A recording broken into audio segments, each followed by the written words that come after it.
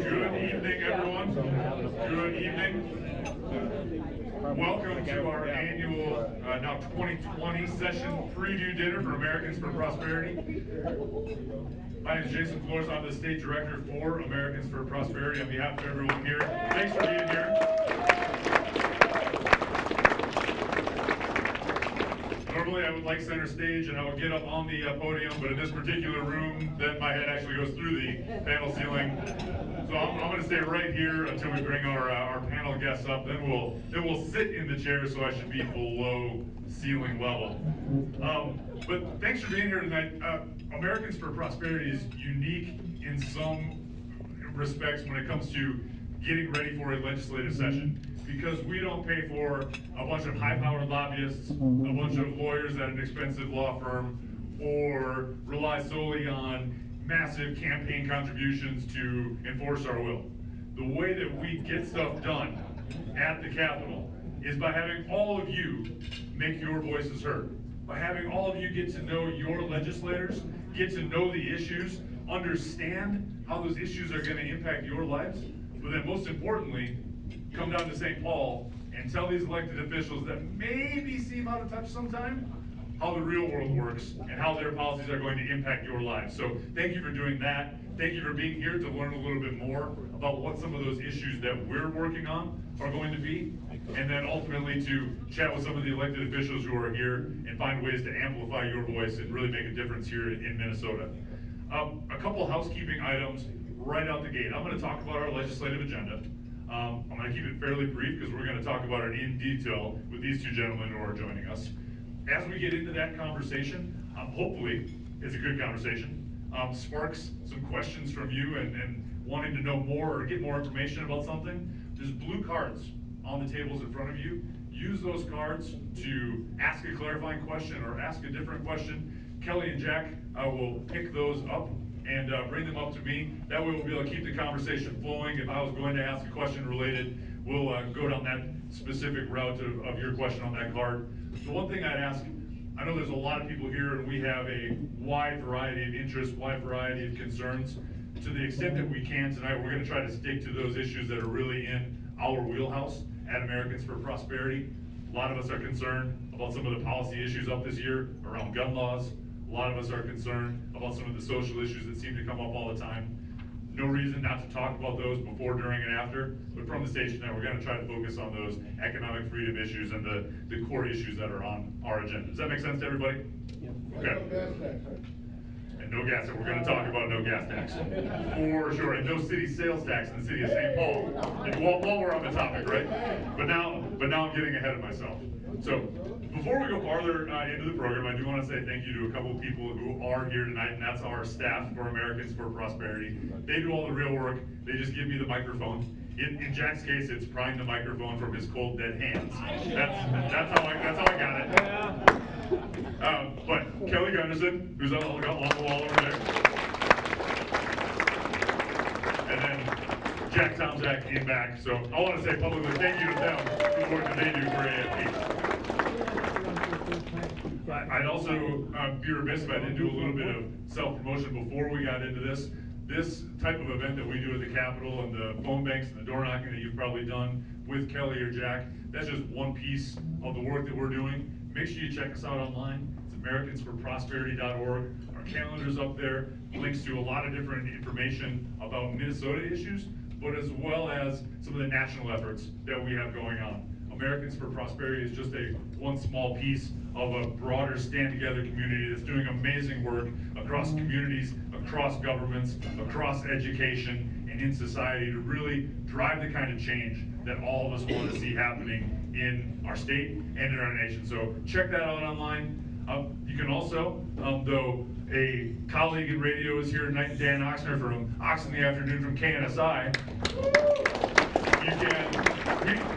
we had a great time today bringing together some of the guests that I've talked to on our radio show, doing a little bit of a session preview for our listeners up in St. Cloud. So even for folks even farther away than Maple Grove or Plymouth that couldn't make it here, Dan helped push that message up to St. Cloud in his listening area.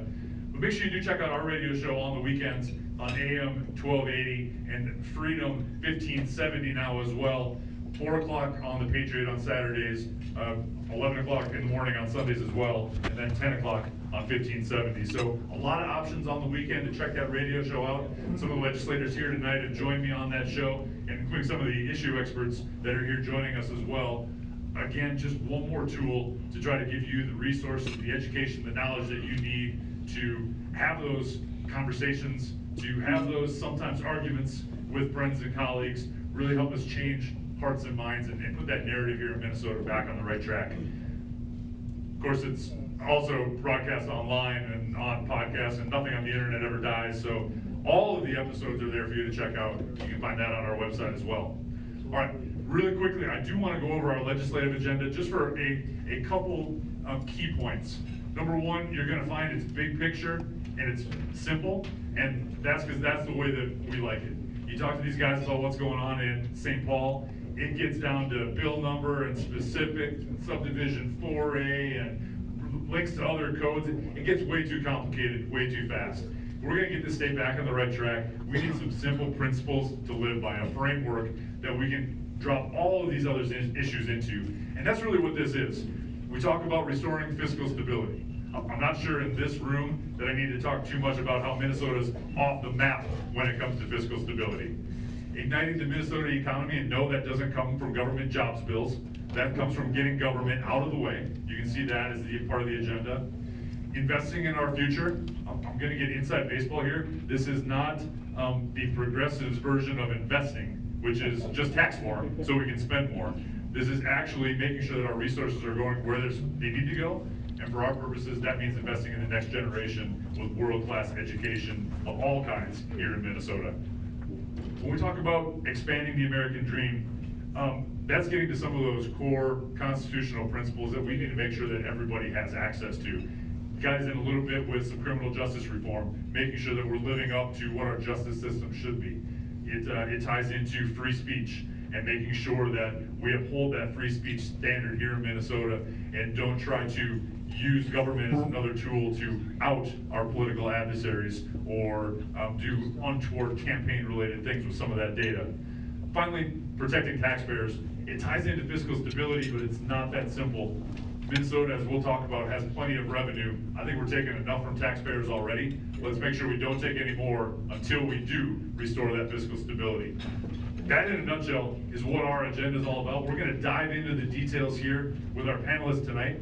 But if you like what you see here, and I hope that you do, please go online on our webpage. You can find this particular agenda at mnroadmap.com or link to it through our webpage. If you would, please add your name, your email address, your information there. Sign up as being supportive of this. It's designed to be broad for a reason, because we want to get Minnesotans from all parts of the state, from all political affiliations, from all walks of life, to buy into this kind of a framework. And if we can bring this to St. Paul, we can do a lot of good down here, even when we get bogged down in some of the details on specific bills sometime. All right, so please visit, sign up, buy into this. If you got questions about it, now's going to be a perfect time to ask as we get into this panel discussion. So, joining me on stage tonight, for the appropriate record for anybody who's recording or keeping track at home, I did reach out to both House and Senate leadership, and basically got denied by everybody.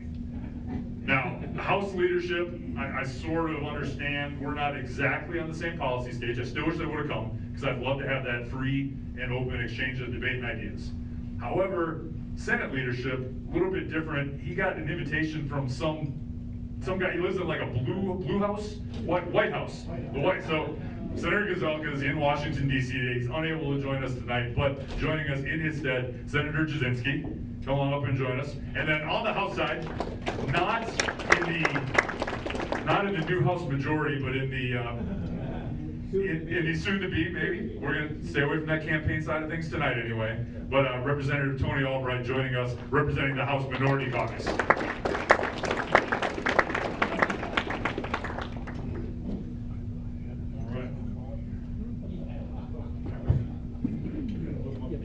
Just one more reminder, as we get into the conversation, blue cards on your table, do use them to ask questions, whether clarifying or new topic.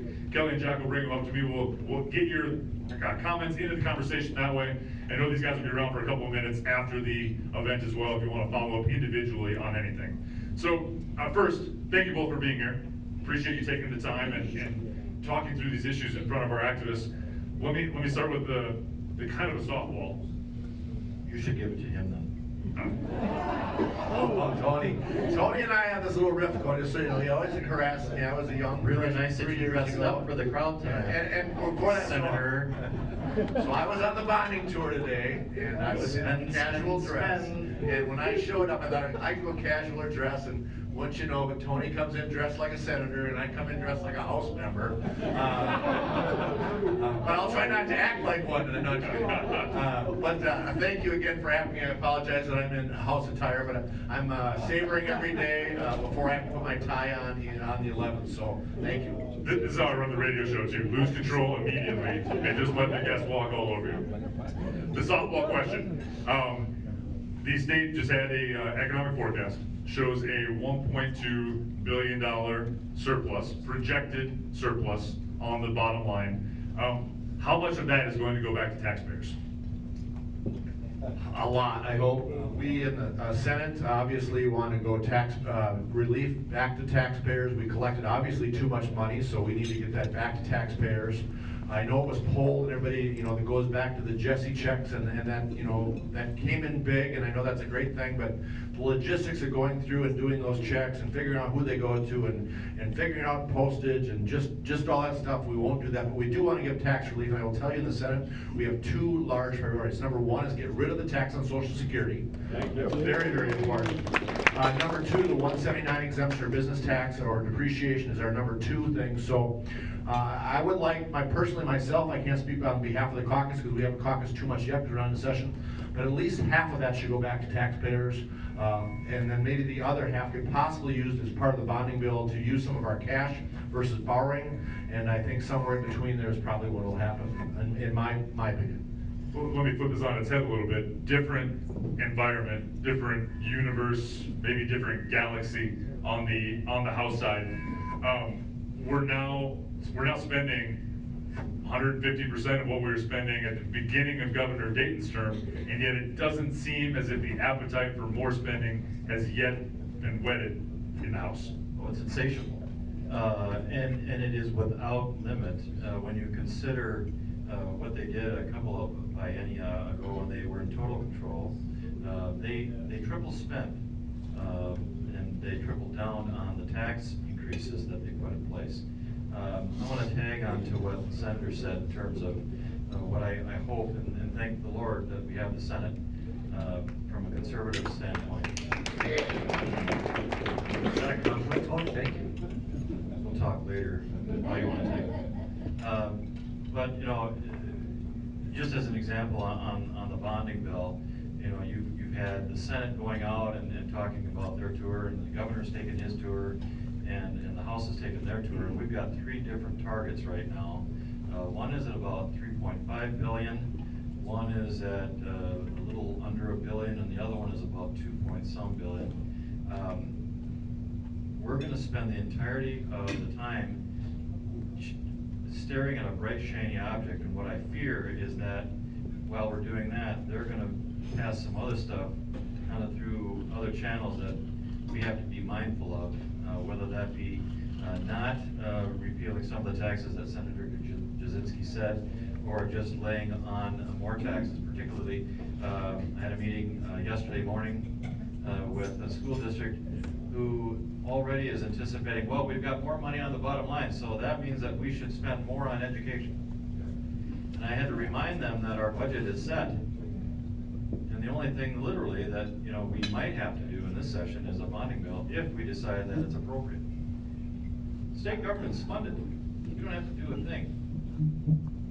So you brought up two points I want to play off of. One, that state government is funded. We did this budget last year, and it seems every couple of years in Minnesota we have to go to this knockdown, drag out, end of the legislative session, special session, maybe government shutdown, all this to fulfill this constitutional requirement for a balanced budget.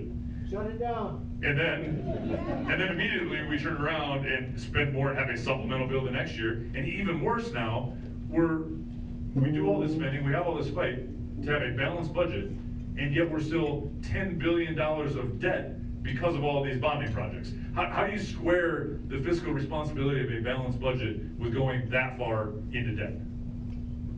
That's not solvable. Well, no, it's not a softball. We need to control spending. As you said, 150% since Governor Dayton was first came into office, so we need to make sure we cut that down. And again, we're expecting people to come in all these new policies and new programs, and we in the Senate will not do that. I think most of us and a couple other senators in the room feel like hockey goalies last session because we got so many things thrown at us. And again, thank God that we did have the majority in the Senate, because if we did not have the Senate majority, this state would look totally different. I mean, totally different. And that obviously I think scares me. It scares a lot of you. So we need to make sure and control that. We will keep it in control on our Senate side, and we're going to continue to do that. It's a very solid thing in our caucus. The number one thing we want to stand up for is stopping these crazy budget bills and things like that. And then DHS, I don't even want to start talking about DHS. Let's get to that in a minute or two. But we'll talk about that.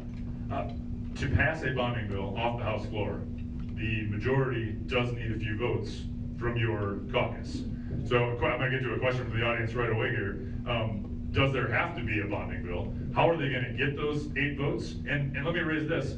If we have a $1.2 billion surplus, why are we borrowing more money? Why not pay cash if these projects are important? You're singing to the choir on that one. So they need 8 votes from the minority in the House. Bonding bills originate in the House and they are sent to the other chamber for concurrence, basically. Now, what they will typically do, and it's not an unknown procedure, is that they buy votes by putting projects into the bonding bill for sometimes vulnerable Republicans who need help being reelected. And so they put a prized project, might be a water treatment plant, it could be restoration of a theater, or some type of thing that will provide them with cover or votes, or assurance that they get reelected. And so they put it in the bonding bill, and they garner a vote, or they say, we won't put it in unless you vote for the bill. Those are the shenanigans that go on. The cash is there. Now, I will tell you this, and this is getting a little bit in the weeds here, but the budget agreement that was put into place a year ago has a deficit in the tails of $491 million. And the way that they balance that is by using money out of the budget reserve. Now, the budget reserve is there for rainy days, right? That's what everyone construes it to be. But Commissioner Franz told me in Ways and Means that he didn't interpret the law that way. I took him to task in terms of, well, then you must have a different definition for rainy day. But I do think, back to the bonding bill, we have the highest credit quality that the bond houses out in New York can give someone. It's a AAA rating. But the question that a number of us on the fiscal side and the Republican caucus have raised with this administration as well as others is, where is that threshold of declining efficiency of holding money in the budget reserve? And we have not received an answer on that. It might be well south of where it is right now. There is no cap for the budget reserves. It's predicated like the tail on a kite based upon a percent of our state's revenue collected as a measure of what the state economist, Dr. Kalmakidis, decides should be in the budget reserve. I think that needs to be reformed. So right now we have a process where when that budget surplus comes out, if there is one, that 1/3 of the money automatically goes to that budget reserve. And that goes on until the bucket is filled based upon the state economist's number, right? And so then we also have what's called a cash count, or float, and I think that runs about $500 or $600 million that uses for ebb and flows in the tax revenues that the state collects. Now, we'll say that we're using numbers that are projected, that are forecast. And the real forecast that everything will hinge upon comes out in February of this year. That's the number that the majorities in both the Senate and the House will use to determine whether or not there might be a supplemental budget bill, one-time appropriations for any number of purposes, or if it just stays on the bottom line for whatever intent they would have. Now, we know there's going to be a supplemental budget bill coming out of the House. They want to supplement spending all the time.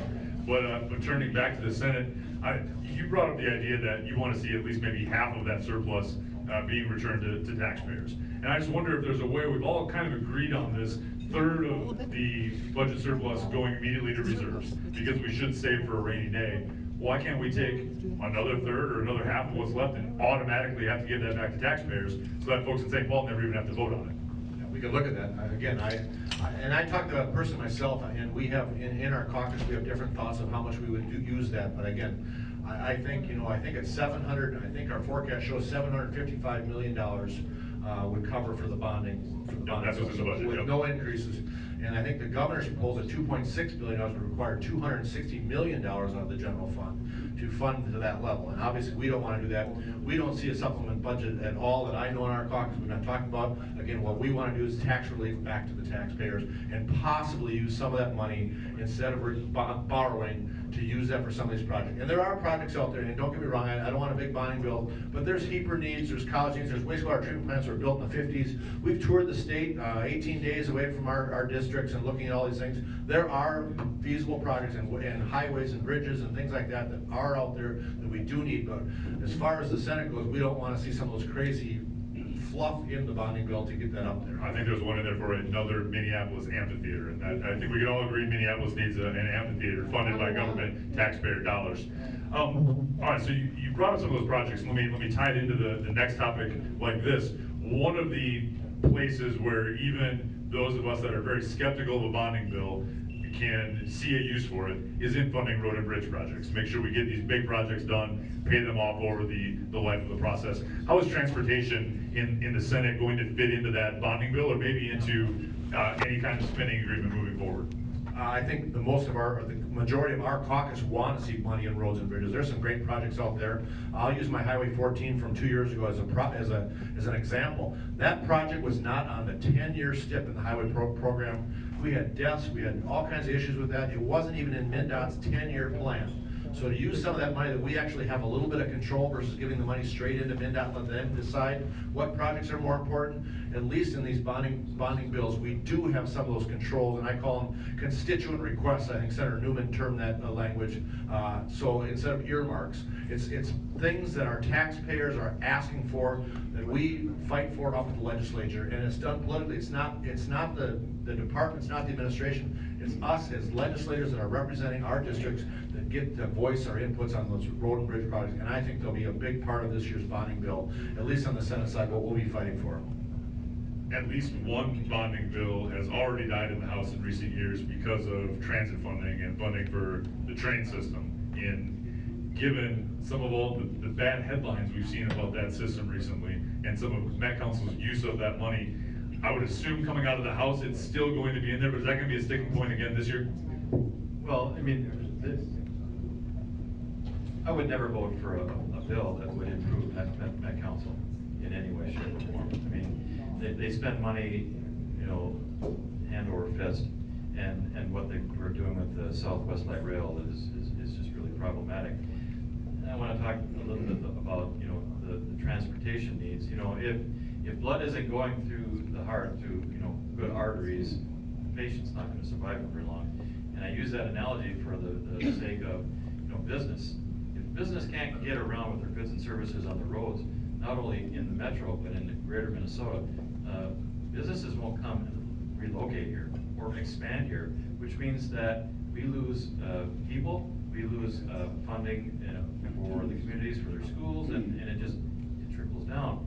And so I think about greater Minnesota with the county turnback program. We've got enormous need out there for county roads, for county bridges that are not falling down, but they are severely hindered in terms of making sure that the the tonnage that goes across them for commerce can be sustained. And so I would support a heavy emphasis on transportation needs, whether it be cash, one-time appropriations, county turnback account, so the counties can get up to speed on some of their roads and bridges, but that is an ongoing need. We don't need to spend more money on trolleys and choo-choo trains. We need to spend it on asphalt, rebar, and concrete. A lot of people in this room worked with us during the legislative session last year to help make sure that that gas tax didn't become a reality. And thank you to the senators who voted against and made sure that the gas tax didn't go into any of those final bills. And yet here we are again with the governor already re-upping the challenge for this year, already putting out the challenge, well, if not the gas tax, then what? I think we've heard some ideas with bonding and supplemental spending, but how are you going to be able to fight that gas tax off again in the Senate? We will fight it off. There's no doubt. None of us on that Senate believe in a gas tax, what it does to the family, especially rural Minnesotans, what it does. So I'm from Faribault, we have the big 9. So our parents are traveling from Fairmont to Marshall to Winona to you name it, just for their sporting events. And you would throw a 20-cent gas tax onto that, it's crazy versus what would affect in the metro. Secondly, what does it do to the business community? I come from a construction background. We bid big projects, state projects, schools. When we bid a project, we look at the gas prices. If the gas prices are up, we bid our projects higher. Everything, and then it all flows down. So there's no way that we'll fall for a gas tax again this year. We are very firm on that. That's something that we were very solid 2 years ago. We've been solid a year ago, and we'll continue to be strong on no gas tax coming up at all. And we will absolutely be there to help make sure that doesn't happen, and that you're able to fight off that gas tax. It's a huge priority for a lot of people in this room. I want to tie in a question from the audience here before we leave this part of the tax conversation. We've had quite a few surpluses in a row now. I'd argue because we're taxing people too high to begin with. It's all over collection of taxpayer dollars. The question though has to do with when can we expect to see some permanent reduction in actual sales tax and income tax rates across the board? Now I know a very small piece was included last year, but would that be part of your plan to provide tax relief again this year to do actual rate reduction? Yes, last year we did in the second tier, I think it went down from 7.05 down to 6.8. We're looking at a first tier tax cut this year that'll affect every Minnesotan across the state. So that is one of our priorities in the Senate, is to get that the first tier tax cut reduced. And I can't remember the exact dollar amounts here in front of me, but we will push for that first tier tax cut. Knowing that lots of these budget bills are supposed to originate in the House, but then good idea. But then no member of the majority caucus in the House is going to propose a tax cut. I'm going to turn this way one more time. You mentioned a few taxes. You mentioned a few taxes that could be repealed. You mentioned more on Social Security. What about the estate tax? I think some new research out, and thanks to John Phelan from the Center of the American Experiment on this, shows that the estate tax maybe is even worse when you combine it with the high income tax rates that Minnesota has. And very few states can get away with doing both, yet we seem to be living on borrowed time. Is the estate tax part of that conversation? And did Senator Box mention of maybe getting rid of the estate tax, maybe change that dynamic this session? It may. I think polling was 71 or 72% of the Minnesotans approve of a state tax, getting rid of that.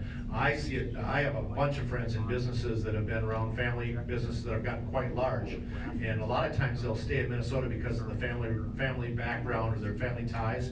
But as these generations go down, you're going to see people leave Minnesota because of that estate tax and what's going on. So we need to change that around. We need to get rid of it. I think we're only one of 11 states that still have it. We need to get rid of it because people are exiting Minnesota. They're taking their money, they're taking their time, and they're taking all the times they volunteer and things they do out of the state. And we need to stop that. Politically, I don't know if we want to do it because obviously it can come out the campaign cards that we're, cutting taxes on the most wealthy. If we had support and if we thought we could get to the finish line with it, we would support it. We'll continue to support to get it done. But I don't know what will happen this session. What can you do on the House side to put the pressure on these members that are constantly talking about gas tax increases, payroll tax increases for expanded government? We'll get to a few more of the ideas here, but what's the plan from the minority caucus in the House? Well, I think in some cases, the best idea that we can use is their words against them. And, you know, they're for education, they're for early childhood education. But the problem is that you can't find childcare that's affordable. And I've been talking to a number of people, why, to the point about taxes, why couldn't we offer that childcare to be deductible? Why can't we make it so it's an incentive for people to still work, but they don't work just to, you know, pay their daycare, right? And in analogous to that is, let's work with businesses to provide an opportunity for on-site daycare. So mom can drop them off or dad can drop them off and go right into work and know that they can have lunch with them or whatnot. There are a number of opportunities, I think, that go beyond just, you know, talking about what we always call tax cuts. But let's talk about tax cuts in the form that people really hit their pocketbook even more. We're going to get to healthcare. We've got some ideas on that, but childcare, my goodness, and also S corporations, they're getting nailed with how they're getting taxed, not only for depreciation, but for other benefits as compensation for their workers. Let's take a look at those, because those are just as meaningful, in my opinion, to drive economic growth for the state, as opposed to not only, but just lowering, say, the middle brackets themselves. You mentioned using their own words against them. One of the things the governor said a lot on the campaign trail, and I think he's continuing into office as well, is that, well, we may be a high tax state, but Minnesotans know they're getting what they pay for. I'm a little bit of laughter in the audience. I'm not sure that's true anymore, is it? No, it's not, because let's just take a look at the waste, fraud, and abuse in DHS. I don't think I'm getting my money's worth there. I know somebody is, but it isn't, and it's coming out of my textbook pocket year after year. And now the thought that, you know, they want the state to pick up for the overindulgence and the incorrect usage of payments to the counties, as well as the tribal communities. And there's been reshuffling, but there's been no penalty for the people that made those decisions at DHS. The reform measures that have been sorely lacking in that which is the largest state agency are so apparent to everyone walking down the street that it is a glaring issue that will be brought up in the next session over and over again. Hundreds of millions of dollars, you start to add it up from just the headlines alone, and yet not a single person has lost their job. Well, they get reassigned and they get a better job. Not losing your job. How is that a penalty for doing wrong? So with all these conversations on that side of the budget, I think it's clear where maybe the House caucus is, where the governor's at on it. But from the Senate's perspective, before we spend another dime on healthcare and watch it go down the drain into this waste, fraud, and abuse, what can we do to actually clean up that system, maybe reorganize? I'm open to just about any idea at this point.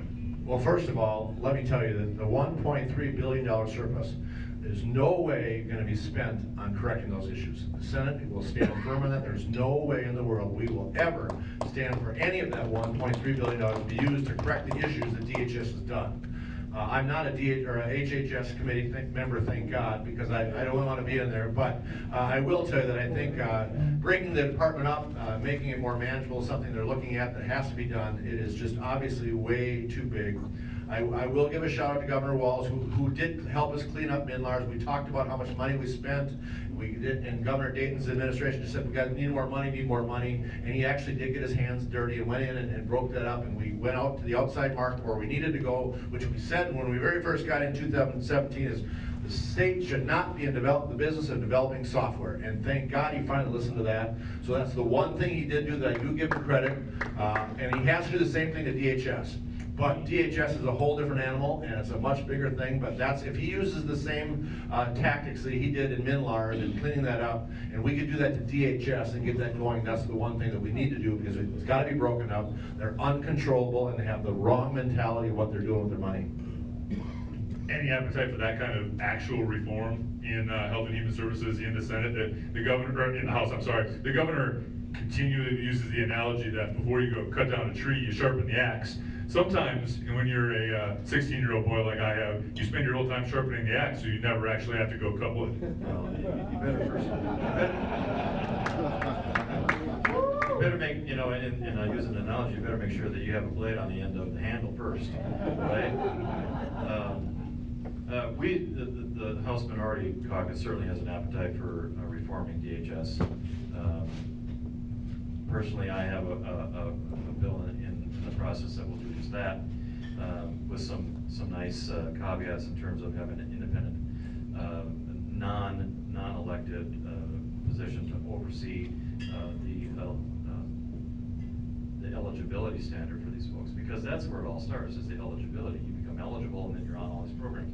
If you can audit the eligibility, it took them 3 years to do periodic data matching, and I've lost count of how many millions of dollars we've discovered of people that, you know, were getting benefits when they weren't eligible for them. So if we can just follow through on some of the things that we worked so hard to put on the books, periodic data matching, you know, having an outside auditor of some of these programs from time to time, and enforce the laws that we already have in the books, I think you'll have reform legitimately, but that is not going to go far enough. We have to break it up in a manner that provides for transparency, accountability, and responsibility to the taxpayers. I mean, it's only a third of a $50 billion budget, no big deal. To the idea of auditing it, some people have said that it's almost too big to audit, or that there's too many conflicts of interest from auditing firms that have different clients that are then, I don't, again, I'm open to all ideas here, but this is a tangled web. We talked with Senator Michelle Benson a lot of time on our radio show talking about this, and she is adamant that some kind of a breakup has to be done. Let me bring up one other cost driver in healthcare. There's no secret that Governor Walz wants to go this Bernie Sanders style route of Medicare for all, even though now most of those presidential candidates have backed away a little bit from that because of the cost. But he was successful in dragging the Senate across the finish line with a continuation of that provider tax. Now, bad deals have to be made sometimes, and we can talk about what all went into that. But at the very least, can we get that out of the healthcare access fund so it becomes transparent in the general fund with all the other taxes, so it's not some slush fund on the side?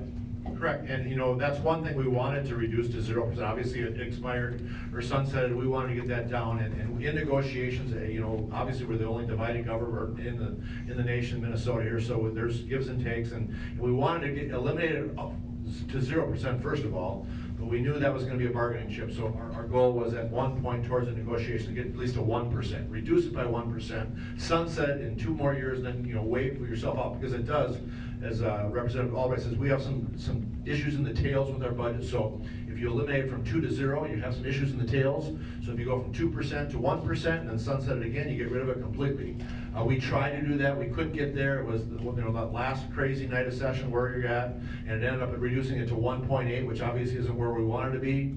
But with the divided government, we had to get things done, and that's where we ended up, unfortunately, because we were going to stand strong on the gas tax, and we were not budging on that. So that's one of the things that we ended up that we had to budge on. If you're in negotiations, there's got to be a little give and take. We didn't like it, but we felt that eventually get more transparent, and I think we put some restraints on what it can be used for to clarify what it is, and it's not just a slush fund. It's got to be used for Health and Human Services and healthcare related issues is what we're trying to do, or what we're trying to do.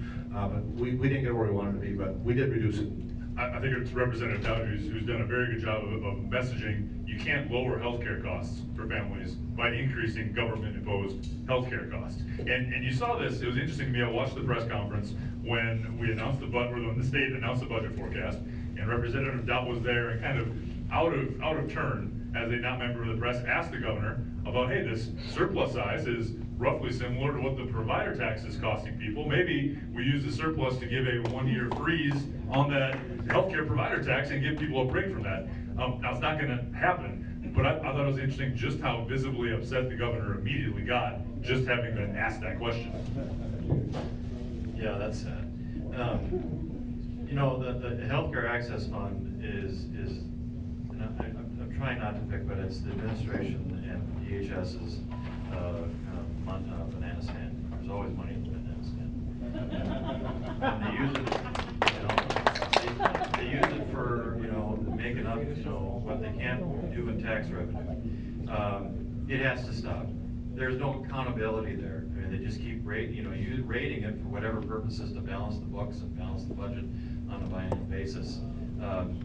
We thought we had it licked a year ago, and then they brought it back, and it's a tough action to take. I applaud the efforts to stay strong in the Senate.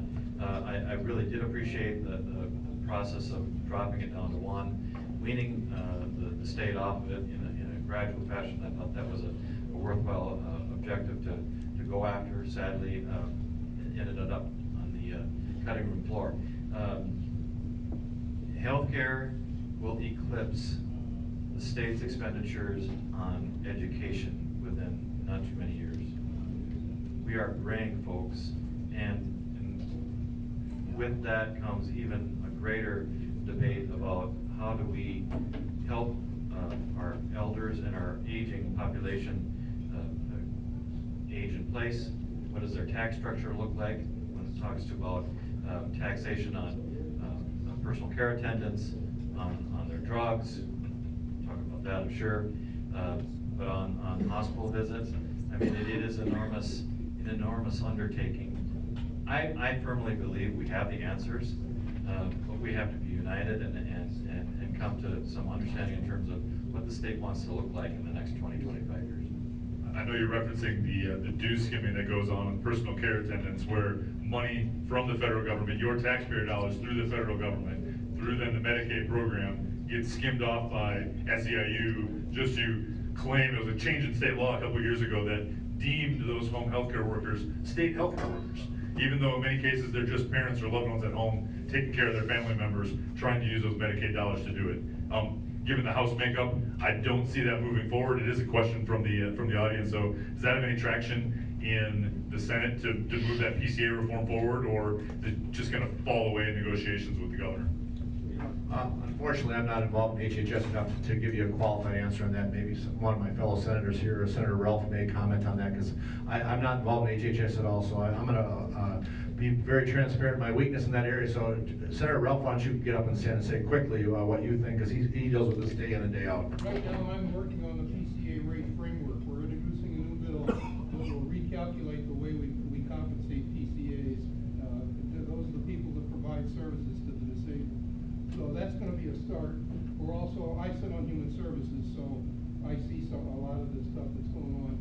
We're trying to do some more program integrity so that this money doesn't just keep going out the back door.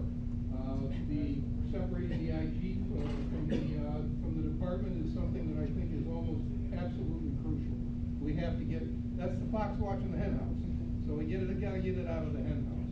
So those are just a couple of things. But yeah, the whole way the way the unions impact, here's how bad it is. The union's got $1.25 an hour increase for the PCAs. The provider's got 75 cents. Go figure that one out. Thanks, Jerry. Appreciate it. Always, phone a friend is always acceptable. It happens a lot in the Senate, just so you know. I just want to call on Saturday to fill in for the majority leader, so I didn't want to screw it up, and I knew Jerry knew way more than I did. I do have friends. All right. Let me switch to a little different topic. That one that's in this same. We have to do something to overhaul the entire system. And let me talk about the regulatory and permitting process here in the state. We have some projects that have now gone through turn the calendar on 15 years of permitting and studies and DNR approval, PUC approval, lawsuit, counter lawsuit, challenge law. Been trying to build it for 15 years. Now, my question isn't, should it be built? That's for the experts and the science. But should it take 15 years to be able to figure it out? No. Here's a softball for you, sorry. The simple answer, but I agree. Yeah, that was a layup. So whether you're talking about Enbridge or recently the Polymet or the Twin Metals, there is a way, and it has been identified, that we can embrace protecting our environment, but also embracing the opportunities for our communities to grow and to prosper, and for individuals to utilize their talents for their best efforts. I don't understand why people are so afraid of that process. Are there intricacies in the process itself that, you know, may or may not have been overlooked? That's not for me to decide. But I do know at the end of the day that you can run oil through a pipe much safer than over the rails, and that you can dig out minerals in northern Minnesota and safely protect the environment. It has been proven, and I wish people would just understand you can have both. It seems to me to be one where the governor's trying to have it both ways, where he'll talk about development and jobs on the range and in northern Minnesota, but then not stand up for the DNR when the Court of Appeals says they didn't do their job. Now that's his department as governor, and some of this stuff predates him, and I'll put blame on the previous administration. But have you seen any action from the governor to make some of those same changes as maybe he did with Minlars, but to take that lesson to some of these other permitting, other regulatory boondoggles, and start fixing that as well? Or is he just on the sidelines? He has the opportunity, and I think when he came in, he had the perfect opportunity to not challenge the lawsuit. It was there. It could have been done. He could have got by it, made Minnesota, and again, if it's going to be done in Minnesota, I mean, you know there's people watching. We have some good controls. There's got to be a medium in between where you can have it done safely, contribute to your GDP. It's the biggest contributor to our GDP in the state. It's what our state was founded on. Why we cannot find a happy medium where we can do it safely is beyond me. And I echo what both of you said. We should have the toughest air and water environmental standards in Minnesota, but we also should be able to figure out how to move these projects forward. On that same vein of environmental protection, the governor has come out and promised that despite his guarantee that we're going to go to, well, he wants to go, what's his claim? His mandate for energy is 100% by 2050.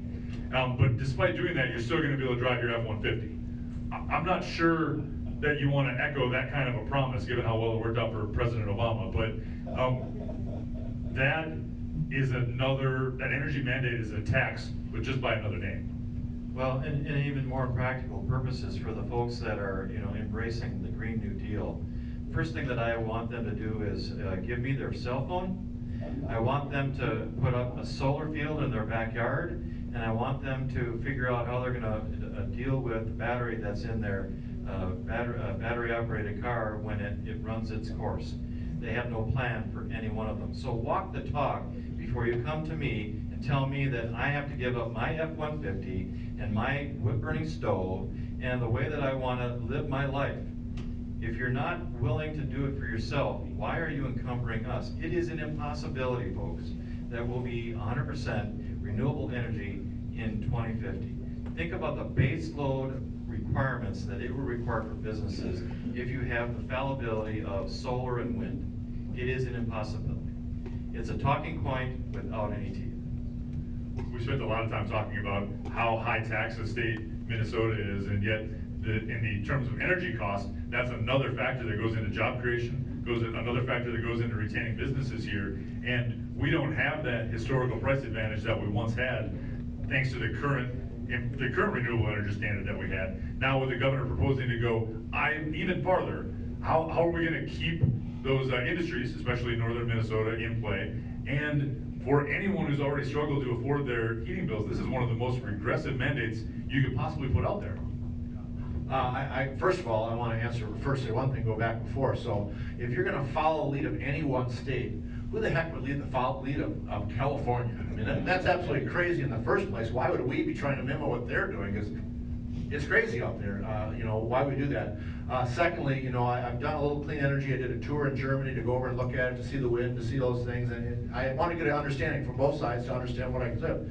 And we in Minnesota here have the lowest natural gas prices of anywhere in the world, I believe. And we use that as our energy source. Why would we try and do all this stuff? And we have the cheapest method we have. And if the Xcel and the power companies are going to jump on board the governor's ideas, they can just pass that cost forward. They don't lose any income off it. They pass it forward to ratepayers. The ratepayers are the ones that suffer. We need to put some controls into place to protect the ratepayers. And you're right, manufacturing in this state and the load, and you talk to Kelsey Johnson from the International Mining Association, what it does to their facilities up there, it would absolutely kill them. We cannot do that. That's going to impact the fees, that it's going to hurt our manufacturing and our business across the state of Minnesota. And again, why the heck are we going to follow what's California? It's just crazy.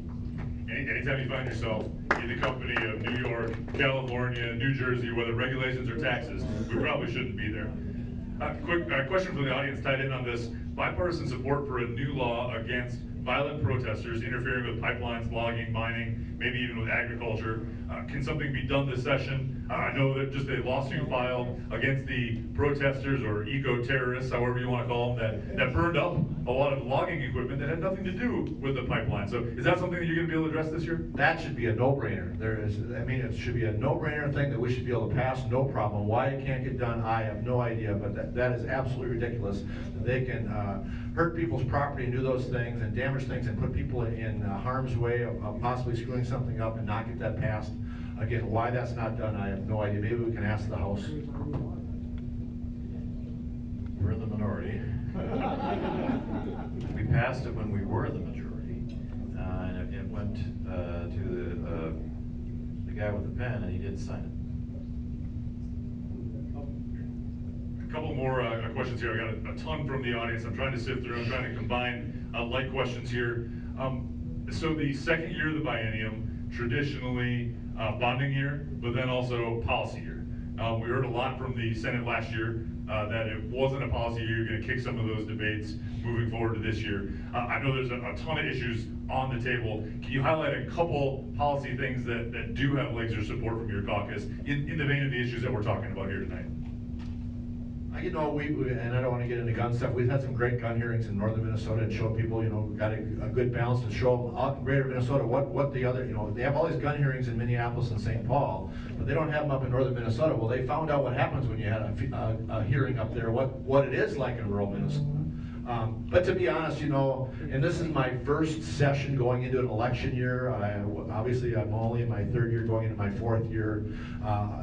Important to us is bonding, making sure that we have some of those things covered, and tax relief.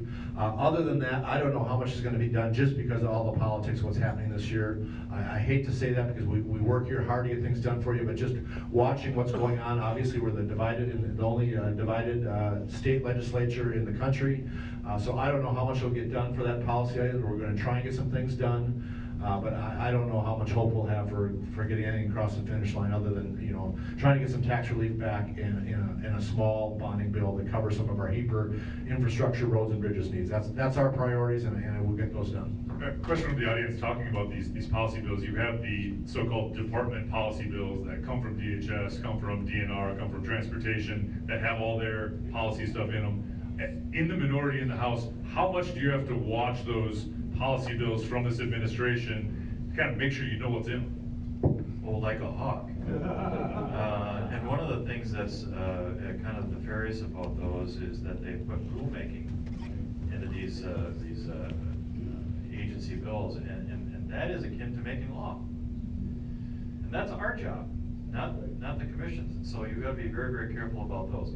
I will tell you that from a legislator's perspective, you know, it's a 2-year biennium by its nature. That makes sense. First year's budget, so we're debating dollars and cents, right? I will tell you that the second year, which is a policy year, is usually, in my opinion, the more contentious, because we're talking about words, and words are sticky, and they don't usually get fixed every 2 years where you adjust a budget. So I would say that in a policy year, you actually have to be on your toes even more to make sure that the ripple effect of your decisions in policy don't have extenuating circumstances prevailing upon your constituents that were unintended. And then you got to come back and fix them. So I would say this is where we will earn our keep, is in the policy year.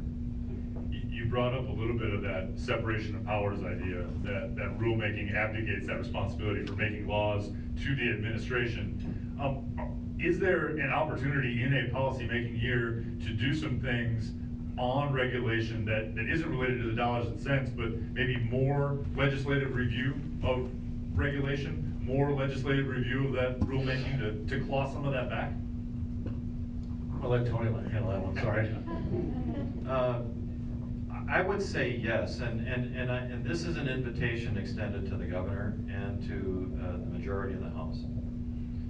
Recognizing that, rulemaking and the order of business, in these agencies really is out of control. And I think the governor recognizes that. I think a good first step was what he did in conjunction with the Senate in terms of rectifying the issues of MNLARS. There are other points that I think he can kind of pluck the low-hanging fruit for, remedying some of these things. I think permitting is one where he should, I think, take a stance and say enough is enough and let's move on. It's been too long in the making and we could just relitigate. I think also in terms of removing some of the regulatory environment for licensure, certification for occupations, I think we spent too much time putting up barriers for people that want to get into businesses because they have to be certified. And in one case, they had to have more hours of apprenticeship than a doctor had to. It just, we've got to understand the sense and sensibility of allowing people to do what they want to do in an occupation and not always need a certification or a license to do what they love to do. Last big picture issue I want to get up, and I'm trying to sort through the questions. We got some great questions from the audience. Related to the tax bill that Senator Chamberlain has put together, there's been a educational freedom and a scholarship piece and a tax credit for parents that are trying to escape some of these failing schools in Minnesota, and to give them a few more resources to be able to do that. Talked with Senator Chamberlain earlier today on the radio show. It seemed like that was going to go in again. Going to get through the Senate and move on from there. I think Senator Chamberlain's on the right path. He's trying to get this, things rolling. We always talk about achievement gap wherever you go, and they always, every meeting we're in, E12, we want to get close the achievement gap, and they keep, pushing us to spend more and more money to close that achievement gap, and we're not seeing any results yet to close that achievement gap. So whatever we can do in these programs to help, Senator Chamberlain's been doing a great job on these things, this opportunity scholarships, to get those things in, school choice. I think he's on the right path, but we need to close this achievement gap and use the money wisely to close it, and not just throw money at it and say we're spending more money on education. Because when I ran in 2016, they said don't elect the senator that's going to spend or take money away from your kids' education. Well, all those postcards like that are crazy. We all want to see our kids do better in education. We all want to fund them, but we need to spend the money wisely and use it on programs that actually improve that achievement gap. So a couple weeks ago, I don't know if you caught the article where Justice Page and the Fed Chairman Kashkari were pretty bold in their idea of putting a constitutional amendment on the next ballot to revise how education is looked upon in the state of Minnesota. That's a very, very compelling conversation that I think we should push forward on, because I homeschooled my 3 kids. I didn't, my wife did. Thank God for her, right? But we have gotten away, whether by choice or by abdication, by having parents decide how to educate their kids. The taxes still go to the school district, but in my case, I still home educated my kids, and that was out of my own pocket, even though I didn't participate in the tax dollars that followed my kids into the school district that I was a part of. So why is it that we are limiting the opportunities for scholastic achievement of our kids based upon the choice that the parent and the child wants to make? I think it's a very compelling issue that would have very, very successful outcomes for a lot of people in alternative learning capacities, or in parochial schools, in private schools, in community schools that are not subject to the bureaucracy. And I think it's something that we should take up in earnest this coming session. I will give a shout out this week. It is National School Choice Week, so there are a ton of events going on. We have some great partners in both the Center of the American Experiment and an opportunity for all kids who have hosted some of those, and I'm sure we'll be hosting some more of those as the session unfolds and some of these bills come up. All right, I'm going to try to do kind of a lightning round of sorts with a lot of these questions. So my amazing transitions in between topics, it's going to go downhill real fast here. All right, first, is there a guideline relative to spending in relation to state GDP? Could there be or should there be? With regard to the bonding bill? This is just overall spending. No, there is not. Should there be? Yes. Is it that idea on the bonding bill, the idea that the House chair saying that we can have a $3.5 billion bonding bill just based on how big the economy is and our credit level and all that? It's akin to buying the house on Lake Minnetonka that you can't afford. You qualify for the house that you can't make the payments on. Should we have a limited state law that deals with debt service payments as well as that overall debt capacity? Well, I think the governor even said it against, when he was talking about the House's bonding bill of $3.whatever billion, he said that's not fiscally responsible. Well, we think the same thing about his $2.6 billion bonding bill. We don't think that's fiscally responsible. Again, we need a structure on this, the money that we have in our budget for that, $755 million, to stick to that. Maybe use some of our extra money in our surplus and use that and get these important projects done, but we don't need to go any crazier than that. Another bonding bill related question. What about using some of the surplus to retire debt? Interest rates can't stay at 3% forever. Can part of it be to pay down some of that early and reduce that $10 billion debt burden that we have sitting there untalked about? The bonds that are laddered are 20-year bonds that do not have a clause for early payment without penalties. So absolutely, we could take a look at that. Given that the majority needs a few of your caucus's votes to pass a bonding bill, can some of this debt service type reform be brought up as a negotiating chip in those conversations? I think that would be an excellent idea. This one is actually a perennial favorite of mine, and it's been asked a couple of times, so I'm going to get to it. Single subject rule in the Minnesota House and the Senate. I like the Transformers as much as anyone with the kids at home, but Omnibus Prime of 1,000 pages in every single program under the sun. When or what is the appropriate time to actually do something about it? Because those omnibus bills are part of the problem. Absolutely, and about several years ago, one of our former members actually litigated that at the Supreme Court level, and the Supreme Court came back and said, even though it is in the Constitution, we can't enforce you in the legislature to uphold that single subject rule. Now, I will say, omnibus bills, if they are purposed to a specific agency or area, I think those are more meaningful, and I think we'll pare them back down. But I mean, you throw, as was the case with Omnibus Prime, there literally was everything under the sun in that thing, and it was almost a gotcha moment to get the governor, to sign on to some of the things that we couldn't pass through the regular programs. I'm in agreement. I don't like omnibus bills. I would prefer, as has been floated by Representative Garofalo, to parse the bonding bill apart into separate sections of what they are appropriate for, whether it be water treatment, roads and bridges, HEAPR, U of M, so that people can identify within a distinct area what is being funded. I think that has some compelling interest to it as well, but you'll get no disagreement from me that these omnibus bills have gotten out of hand. What can be done to help fix that end of session, the word on the card is constipation. Everything waiting until that last day. How can we relieve some of that ahead of time, make that process a little more regular? Why do you give me the hard question? We always fight for that, and again, I'm a new legislator, I've only been in 3 years, and we set our deadlines earlier.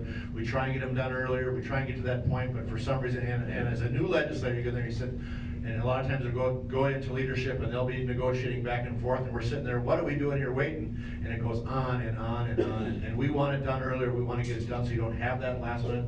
I don't know the answer. It's been going on that way for a long time. I wish I could correct it, and we have a lot of people in our caucus that want to clean that up and make it. I think, as you said, some more single topic bills, which would be good. And we're not big fans of the big super omnibus bills either, but there are some negotiating things that help us in the smaller omnibus bills to get some of the things in that we want and some of the things they get, so it goes through that. I wish I had the answer.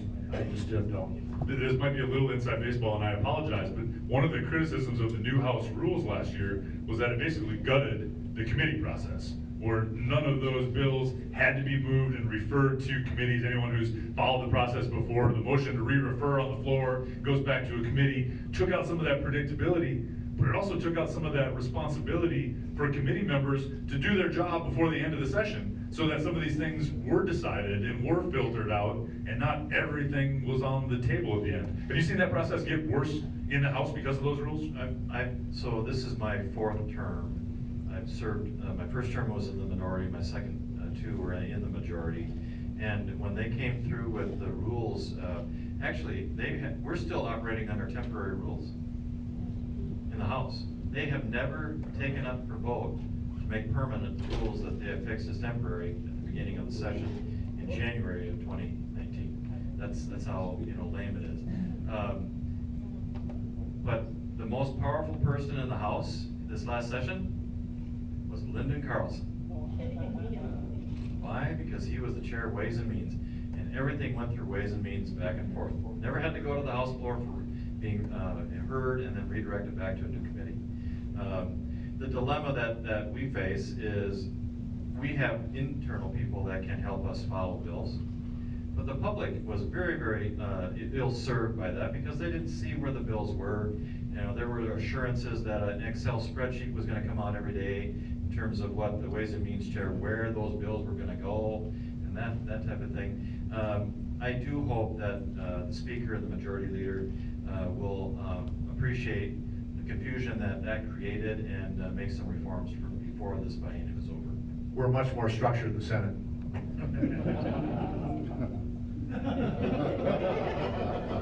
All right, let me get back to some of the transportation topics. We've heard no new gas tax, and I think many of us are committed to making sure that happens. Number one, what about this debt service surcharge idea that the governor's floated? I'd consider that the same thing by a different name. Also dead? Smells like a gas tax, sounds like a gas tax, it's a gas tax. All right, question here about money that's constantly been diverted out of the highway fund. We talked a little bit about some of the transit pieces, though that's been constitutional, that the gas tax goes to roads and bridges. But what about all the leakage in terms of, say, an $8 million rest stop on the way to Duluth? What can we do on that kind of waste and abuse within transportation to make sure that we're getting the most that we can out of those dollars that we are contributing to the highway? The agencies are populated with people that can wait until they have a more favored legislature to work with or administration. They just wait us out. As is happening on the national scene, I think that there needs to be a reformation of these agencies on a statewide level so that they are humbly serving the people in the state of Minnesota, as opposed to sitting in their high dark castles and just deciding what's appropriate for the state of Minnesota. I think it's a travesty that you spent $8 million on a rest area and restroom that, candidly, when you drive in, your house doesn't look as nice as the fifth that you're in. I think there's a paradox and a perversity to that, and that's got to be rectified. But it has to be rectified by the people who are doing the work. And if they don't objectively look and say, is this really how we want to spend taxpayer dollars? They have to come back to reality, and I think that needs to be served strongly by constituents as well as the local and county officials, pushing back on some of these efforts to spend money in a very fruitless manner. I just want to tag off this because Senator Eric's in the back of the room, and he's the one that actually brought notice to that, gave notice to us in the Senate about those dollar amounts. I think he said, what I remember talking to him over beers was, they spent more on the Brazilian cherry ceiling than they spent on the electrical and plumbing bid in that project. Now that is wrong, and we have to watch out for those things. Senator Newman has been highly watching those leakages that we will do, and we'll continue that. I know he's not going to let up. And again, if we ever got those leakages closed, we may be open to a small gas tax. But until those leakages are fixed, there is no way that we are ever going to be voting for a gas tax. Again, I think it goes to bonding. We can have a little bit of input on what those road projects are versus giving the money an open checkbook to the MnDOT to decide what project is best. So that bonding thing does help us, give us some hands-on input to what roads projects get done and which ones don't. Another question from the audience here related to RFPs for, it can relate to transportation, but to many of these state projects, do we have a competitive RFP process? You hear a lot about over-engineering coming out of the transportation department, overbuilding in some places, though generally lane miles are the places they choose to overbuild. Can we do anything to reform that structure? Again, to use those transportation dollars that we already have more wisely, more efficiently. I think in terms of the bid process for construction, I think we've got a fair system in place for that. But I would say that on the engineering side, for the engineering firm, some of the engineering firms that I have spoken to around the state, they get locked out based upon, you know, sometimes arbitrary determinations in terms of if you're qualified or not.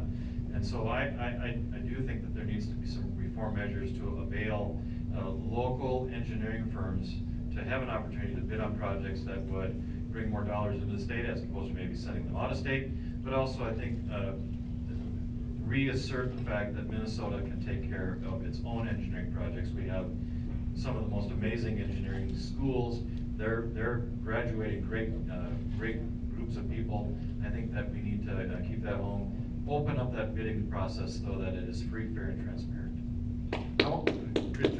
I want to go a little bit on a sidetrack because I want to get this comment in before we end, and it's with bonding. So the governor proposed $2.6 billion in bonding. So I come from a contracting background, and if we've had a $1 billion, basically $1 billion bonding bill for the last couple of years, if you throw $2 billion into that construction, you know, by driving our roads last summer, there's all kinds of road projects out there. We have a limited supply of road contractors in the state. And if you're a contractor and there's a bunch of projects out there and you're busy and you don't have any room to do that, what do? You bid high. And what happens with that is we're paying more for these projects because they're throwing too much money in at one time. And that's a crazy thing because it's just costing us more. And again, some of this over-design issues, along with that part, I wanted that comment. So I was on the bonding tour today, and we toured a beautiful building at the University of Minnesota campus. I think it was the medicine building or something like that. But on every single window, they had stripes going down the glass so that the birds didn't hit the glass, because we didn't want to kill the birds. And I asked the question, how much money did we spend on saving the birds in this building? And they wouldn't answer me. But some of the over-design issues, and if you look at the public projects versus the private projects, what's going on, the cost difference when we see some of these bonding bills for a roof reconstruction on a university versus a roof reconstruction on a commercial building, it's double, sometimes triple, because of the over-design. One of the core issues that we have as part of our agenda, we haven't talked about too much tonight, is some of the criminal justice reform proposals that are moving forward. And one, I think that should be near and dear to anybody's heart who wants to get back to that structural constitutionalist point of view, is civil asset forfeiture. And the ability for the government to put up a whole lot of barriers just to get your own stuff back when you're innocent, or without even ever asking the question of whether you're innocent. It's been a nonpartisan issue because there's folks on both sides of it. Where's the House at now?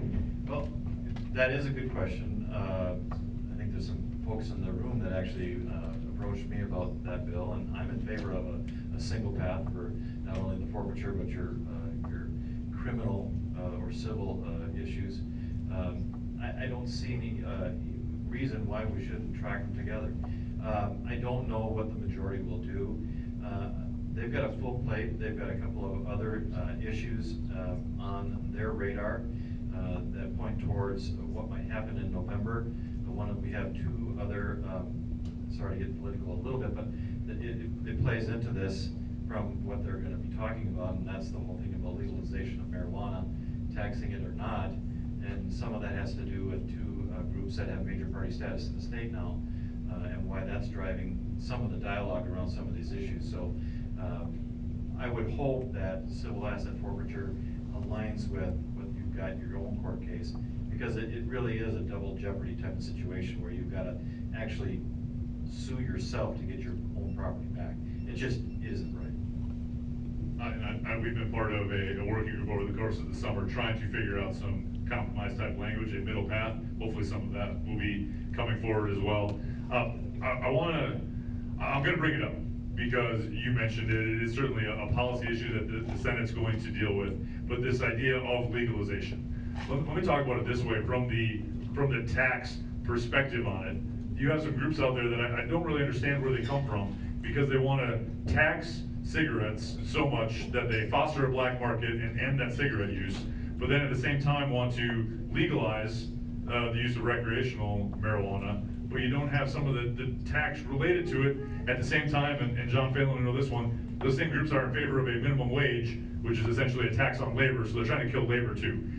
Is the Senate going to bring this up as a policy issue this year? I won't make you commit for the caucus, but it was the non-policy year reason that got in the way of a lot of this stuff last time around. Well, for the legalization of marijuana, I'm just going to talk from my own personal senses. There's no way that we need to legalize marijuana in this state. You know, they're raising the smoking age to 21, and they want to legalize marijuana. And if you do it for a financial reason, that's just wrong. You have to do what's for right or what's wrong. And every dollar that you get in tax on cigarette or on marijuana, you're going to spend on mental health, depression, all the other issues. I think in Colorado, the road deaths went up by 6% in the first year. I mean, all the costs that you would ever capture by taxing it, you are going to spend that and double or triple out in other issues with mental health and depression. And it's just, we need to watch what's going on in the other states, and we don't need, this is one thing that we do not need to lead on. And I think these other states are going to find out in the short term what's going on, and it is not positive for any state. That I don't believe it's any state that's adopted it. It's not going to benefit that state.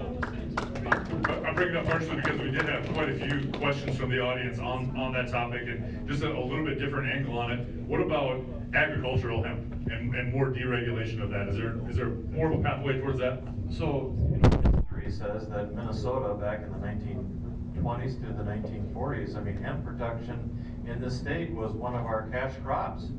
And you start thinking about all of the things that it went towards in terms of economic commerce, and a byproduct of that is CBD, and we can talk about that, but hemp production, Representative Franzen, and in a show of bipartisan work, actually worked with Representative Khan on that to bring it forward. I see no reason why we shouldn't allow at the agricultural community in this to flourish with hemp. I think it's a great product. It does need a critical mass in order to bring it to market, but I don't think that the agricultural community has any inhibitions about making sure that has every opportunity to flourish. I just want to add anything that can help our farmers out there across Minnesota, that can benefit them with the prices of what's going on in the economy. I think we need to do that. Again, have strict controls on what's going on with it. I think it's beneficial, and these farmers can use any dollar they can make on having alternative crops from the other things, as corn and beans, whatever the pricing is going on. So I think alternative is great for them, and it's great for our farmers. Speaking of the 1930s, it was partly a Minnesotan's fault that we ended up with prohibition.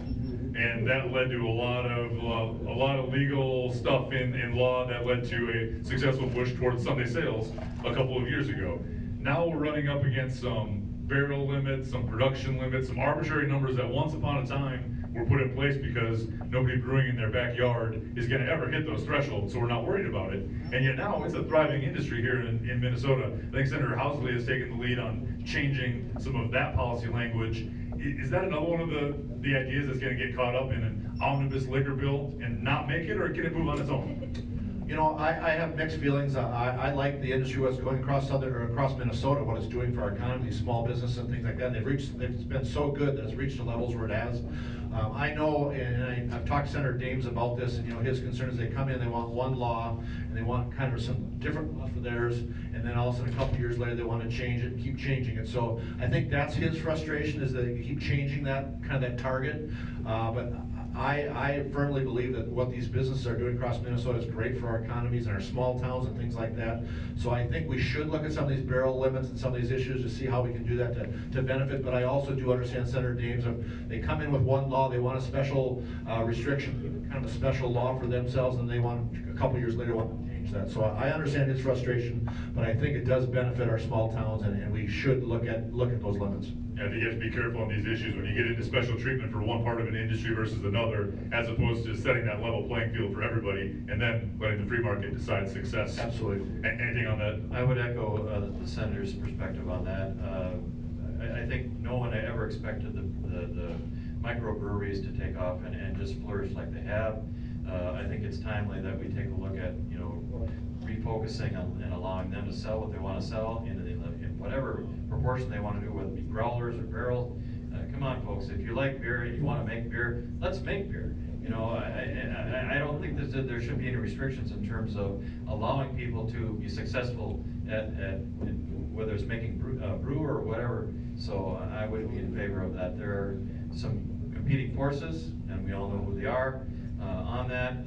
But I think we can come to an understanding in terms of we all benefit when there's less restrictions on business. All right, prognostication time, and we got a couple cameras rolling in the audience, so want to make sure you have a chance for a successful session in 2020. What are the top lines going to be coming out of the Minnesota Senate? We're going to eliminate the tax on Social Security. We are going to have 179 exemption that's going to benefit our small businesses and our farmers who are having difficult times right now with the markets, what's going on. And we are going to have a responsible bonding bill under $1 billion that helps HEAPR and roads and bridges and is very strong in transportation. That's the big three for me. Success might look a little more behind the scenes, might be a little more in process or what doesn't become law, but if you had to pick a couple of things that your caucus is going to hang your hat on this year, what's it going to be? Well, I think reminding the majority of the constitutional Second Amendment and the words shall not be abridged or infringed have meaning. I think there's going to be some work on marijuana and the legalization of it. We're going to have a strong conversation about a bonding bill and the meaningfulness of that in the context of, you know, the debt service that would speak to, and if you don't have that debt service, what else could you use that money for? I think the theme that we need to be mindful of in the House and remind the majority about is the humility of thinking about what actions we take and what effect they have on the people who sent us there and the revenue that they're sending to us by working hard every day, sending their kids to school, starting businesses and paying payroll taxes and income taxes and estate taxes, and reminding that you know there is a finite amount of effort that they will expend before they recoil from that and leave the state. So I think our job is to be the mindful brother on the shoulder and say, do you really know what you're talking about? Do you really know what this will affect Minnesotans? So you can always ask them, does government actually need to do that? Before I get to thanking our panelists, I do want to recognize a few folks who are in the crowd. We've had a wide variety of legislators from across the state join us. Part of the goal of the event tonight is to make sure that all of you get to connect with and interact with these guys and the women that are here representing you. So if you're in the audience and you're a state representative or a state senator, could you please stand for a moment and be recognized and be thanked for your service.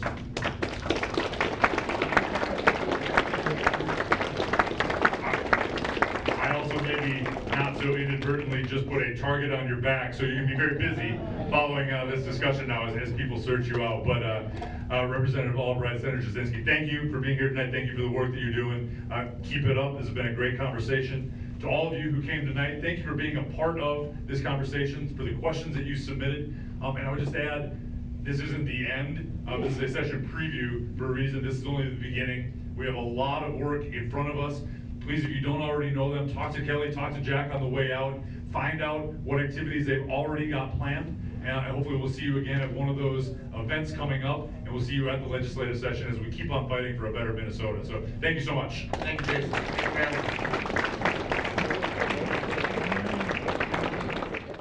It's been so good that it's reached the levels where it has. I know, and I've talked to Senator Dames about this, and his concern is they come in, they want one law, and they want kind of some different laws for theirs, and then all of a sudden, a couple years later, they want to change it and keep changing it. So I think that's his frustration, is that they keep changing that, kind of that target. But I firmly believe that what these businesses are doing across Minnesota is great for our economies and our small towns and things like that. So I think we should look at some of these barrel limits and some of these issues to see how we can do that to benefit. But I also do understand Senator Dames, they come in with one law, they want a special restriction, kind of a special law for themselves, and they want, a couple years later, want to change that. So I understand his frustration, but I think it does benefit our small towns, and we should look at those limits. I think you have to be careful on these issues when you get into special treatment for one part of an industry versus another, as opposed to setting that level playing field for everybody and then letting the free market decide success. Absolutely. Anything on that? I would echo the senator's perspective on that. I think no one ever expected the microbreweries to take off and just flourish like they have. I think it's timely that we take a look at, refocusing on and allowing them to sell what they want to sell in whatever proportion they want to do, whether it be growlers or barrels. Come on, folks, if you like beer and you want to make beer, let's make beer. I don't think that there should be any restrictions in terms of allowing people to be successful at whether it's making brew or whatever. So I would be in favor of that. There are some competing forces, and we all know who they are on that. But I think we can come to an understanding in terms of we all benefit when there's less restrictions on business. All right, prognostication time, and we got a couple cameras rolling in the audience, so want to make sure you have a chance for a successful session in 2020. What are the top lines going to be coming out of the Minnesota Senate? We're going to eliminate the tax on Social Security. We are going to have one setting on exemption that's going to benefit our small businesses and our farmers who are having difficult times right now with the markets, what's going on. And we are going to have a responsible bonding bill under $1 billion that helps HEPR and roads and bridges and is very strong in transportation. That's the big three for me. Success might look a little more behind the scenes, might be a little more in process or what doesn't become law, but if you had to pick a couple of things that your caucus is going to hang your hat on this year, what's it going to be? Well, I think reminding the majority of the constitutional Second Amendment and the words shall not be abridged or abridged have meaning. I think there's going to be some work on marijuana and the legalization of it. We're going to have a strong conversation about a bonding bill and the meaningfulness of that in the context of the debt service that would speak to, and if you don't have that debt service, what else could you use that money for? I think the theme that we need to be mindful of in the House and remind the majority about is the humility of thinking about what actions we take and what effect they have on the people who sent us there and the revenue that they're sending to us by working hard every day, sending their kids to school, starting businesses and paying payroll taxes and income taxes and estate taxes, and reminding that there is a finite amount of effort that they will expend before they recoil from that and leave the state. So I think our job is to be the mindful brother on the shoulder and say, do you really know what you're talking about? Do you really know what this will affect Minnesotans? So you can always ask them, does government actually need to do that? Before I get to thanking our panelists, I do want to recognize a few folks who are in the crowd. We've had a wide variety of legislators from across the state join us. Part of the goal of the event tonight is to make sure that all of you get to connect with and interact with these guys and the women that are here representing you. So if you're in the audience and you're a state representative or a state senator, if you please stand for a moment and be recognized and be thanked for your service.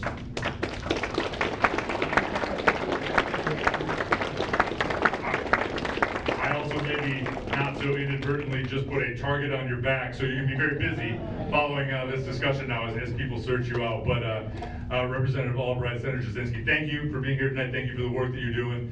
Keep it up. This has been a great conversation. To all of you who came tonight, thank you for being a part of this conversation, for the questions that you submitted. And I would just add, this isn't the end. This is a session preview for a reason. This is only the beginning. We have a lot of work in front of us. Please, if you don't already know them, talk to Kelly, talk to Jack on the way out.